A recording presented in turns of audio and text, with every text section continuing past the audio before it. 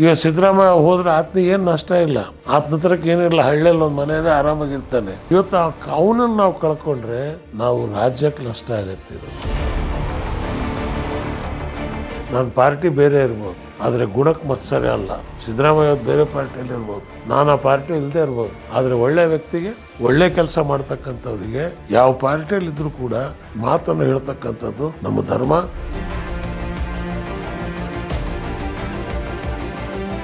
ನೀವೊಂದು ಮಾತು ತಿಳ್ಕೊಳ್ಳಿ, ಸಿದ್ದರಾಮಯ್ಯ ಏನಾದರೂ ಕೆಳಗೆ ಇಳಿದ್ರೆ ಬೆಂಗಳೂರು ಕೇಂದ್ರಾಡಳಿತ ಪ್ರದೇಶವಾಗತ್ತೆ.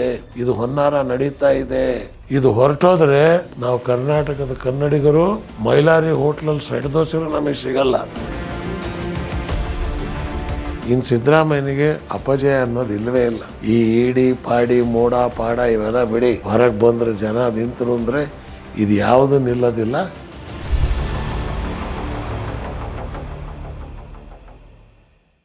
ಈಗ ಮೂಡ ಕೇಸ್ನಲ್ಲಿ ಯಾರೋ ಮಾಡಿದ ತಪ್ಪಿಗೆ, ತಪ್ಪು ಆಗಿಲ್ಲ, ಅದು ಬಿ ಜೆ ಪಿ ಅವರಿದ್ದ ಕೊಟ್ಟಂಥ ಸೈಟ್ ಹಿಡಿದು ಅದನ್ನು ದೊಡ್ಡ ರಾದ್ಧಾಂತ ಮಾಡಿದರು. ಇವತ್ತು ಕೋರ್ಟು ಭಾರಿ ವಿಚಿತ್ರವಾಗಿ ನಿರ್ಮಲಾ ಸೀತಾರಾಮನ್ ಮೇಲೆ ಹಿಂದಿನ ದಿವಸ ಚಾರ್ಜ್ ಶೀಟ್ ಆಗುತ್ತೆ, ನೆಕ್ಸ್ಟ್ ಡೇ ಸ್ಟೇ ಸಿಗತ್ತೆ. ಚಿತ್ರದುರ್ಗ ಸ್ವಾಮಿಗಳು ಪೋಸ್ಕೋ ಕೇಸ್ನಲ್ಲಿ ಇವತ್ತು ಜೈಲಲ್ಲಿದ್ದಾರೆ. ಆದರೆ ಯಡಿಯೂರಪ್ಪ ಹೀರೋ, ಪೋಸ್ಕೋ ಕೇಸ್ನಲ್ಲಿ ಅವರಿಗೆ ಸ್ಟೇ ಕೊಟ್ಟರು. ಅರೆಸ್ಟ್ ಮಾಡಬಾರ್ದು, ಎನ್ಕ್ವೈರಿ ಮಾಡಬಾರ್ದು. ಎಂಥ ಒಳ್ಳೆ ಲಾಯರ್ ಇಟ್ಟು ಆರ್ಗ್ಯೂ ಮಾಡಿರ್ಬೋದು. ಈ ವ್ಯವಸ್ಥೆ ವಿರುದ್ಧ ಹೋರಾಟ ಮಾಡಿದವನು ಸಿದ್ದರಾಮಯ್ಯ. ಒಂದು ತಿಳ್ಕೋಬೇಕು, ಯಾರು ವ್ಯವಸ್ಥೆಗೆ ವಿರುದ್ಧ ಹೋರಾಟ ಮಾಡ್ತಾರೋ ಅವ್ರ ತಲೆ ಮೇಲೆ ಕತ್ತಿ ತೂಗ್ತಾನೆ ಇರುತ್ತೆ. ಇತಿಹಾಸ ಇದು, ಈ ಮಣ್ಣಿನ ಇತಿಹಾಸದಲ್ಲಿದೆ. ಇವತ್ತು ಸಿದ್ದರಾಮಯ್ಯನವರು ಎಷ್ಟು ವರ್ಷ ಮುಖ್ಯಮಂತ್ರಿ ಆದರು, ಎಷ್ಟು ವರ್ಷ ಅಧಿಕಾರದಲ್ಲಿದ್ದರು ದೊಡ್ಡದಲ್ಲ. ಎಷ್ಟು ಕೆಲಸ ಮಾಡಿದರು, ಇವರಷ್ಟು ಯಾರಾದರೂ ಕೆಲಸ ಮಾಡಿದಾರ? ಅವಕಾಶ ಸಿಕ್ಕಿದರೆ ದೇವರಾಜರ ಕಾಲದಲ್ಲಿ ಅವ್ರಿಗೂ ಕೂಡ ಕೊನೆ ಕಾಲದಲ್ಲಿ ಯಾವ ಪರಿಸ್ಥಿತಿ ಬಂತು ಅದೇ ಪರಿಸ್ಥಿತಿಯನ್ನು ತರಬೇಕು ಅಂಥೇಳಿ ಕೆಲವು ಷಡ್ಯಂತ್ರಗಳು ನಡೀತಾ ಇದ್ದಾವೆ. ಯಾವಾಗ ಇವ್ರ ಮೇಲೆ ಮೂಡೋದು ಬಂತು ಮನೆ ಹೋದೆ, ಹೆದರಬೇಡ ನಿಮ್ಮ ಜೊತೆಯಲ್ಲಿ ನಾವಿದ್ದೀವಿ ಅಂತ. ಮೊನ್ನೆ ಇಡಿಗೂ ಮೂಡಾಗೂ ಏನ್ರಿ ಸಂಬಂಧ? ಎಲ್ಲಿದೆ ಮನಿ ಲ್ಯಾಂಡ್ರಿಂಗ್? ಇದರಲ್ಲಿ ಇದು ಏನು ನಡೀತಾ ಇದೆ ಈ ದೇಶದಲ್ಲಿ? ಇದನ್ನು ಯಾರು ಕೇಳೋರಿಲ್ವಾ? ಇದು ಎಲ್ಲಿಗೆ ಹೋಗಿ ನಿಲ್ಲತ್ತೆ? ನನಗನ್ಸತ್ತೆ ಈ ದೇಶದಲ್ಲಿ ಒಂದು ದೊಡ್ಡ ಕ್ರಾಂತಿ ಆಗತ್ತೆ. ಪಟ್ಟಭದ್ರಗಳಿಗೆ ತಿಳ್ಕೊಬೇಕು.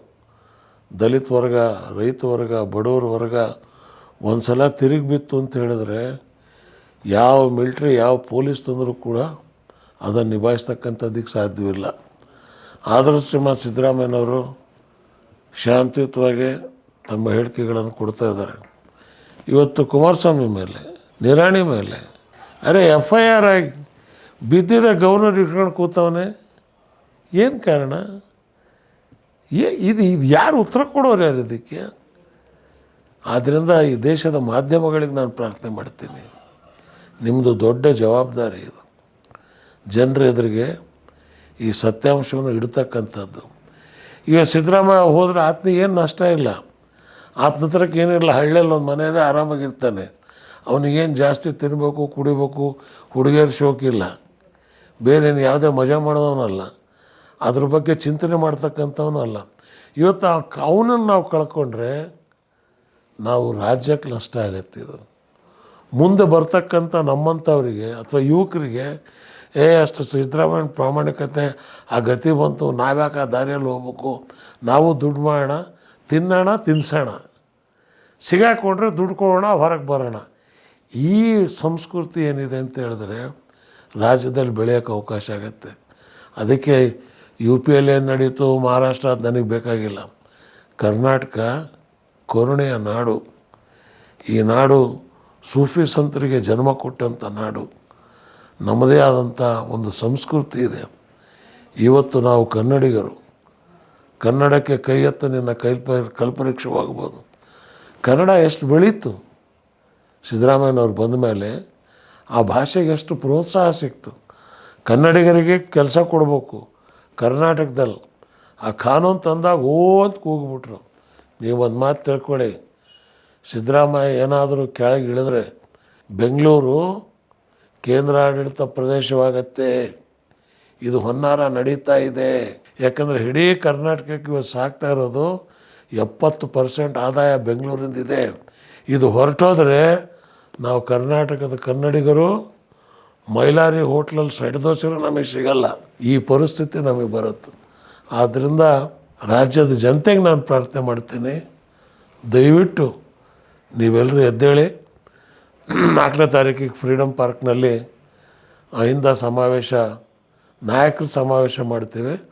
ಮುಂದೆನೂ ಕೂಡ ರಾಜ್ಯದಲ್ಲಿ ಒಂದು ದೊಡ್ಡ ಹೋರಾಟವನ್ನು ನಾವು ಮಾಡ್ತೇವೆ.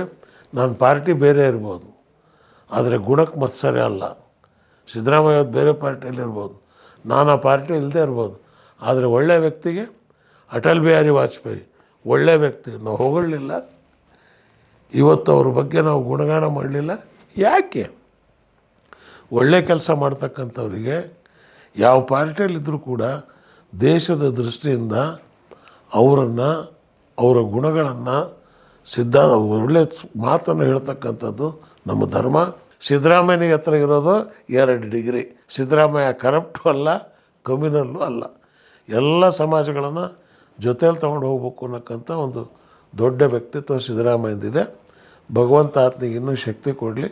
ಸಿದ್ದರಾಮಯ್ಯನ ಜೊತೆಗೆ ನಾವು ನಿಲ್ತೀವಿ. ಇನ್ನು ಸಿದ್ದರಾಮಯ್ಯನಿಗೆ ಅಪಜಯ ಅನ್ನೋದು ಇಲ್ಲವೇ ಇಲ್ಲ. ಈ ಇಡಿ ಪಾಡಿ ಮೋಡ ಪಾಡ ಇವೆಲ್ಲ ಬಿಡಿ, ಹೊರಗೆ ಬಂದರೆ ಜನ ನಿಂತರು ಅಂದರೆ ಇದು ಯಾವುದೂ ನಿಲ್ಲೋದಿಲ್ಲ. ಇವೆಲ್ಲ ಕಿತ್ಕೊಂಡು ಹೋಗ್ತವೆ.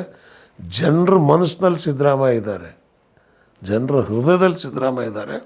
ಹಾಗಾಗಿ ನಾವು ಅದರ ಬಗ್ಗೆ ಚಿಂತೆ ಮಾಡಬೇಕಾದಂಥ ಅವಶ್ಯಕತೆ ಇಲ್ಲ. ಇದು ನನ್ನ ದೃಢವಾದಂಥ ವಿಶ್ವಾಸ.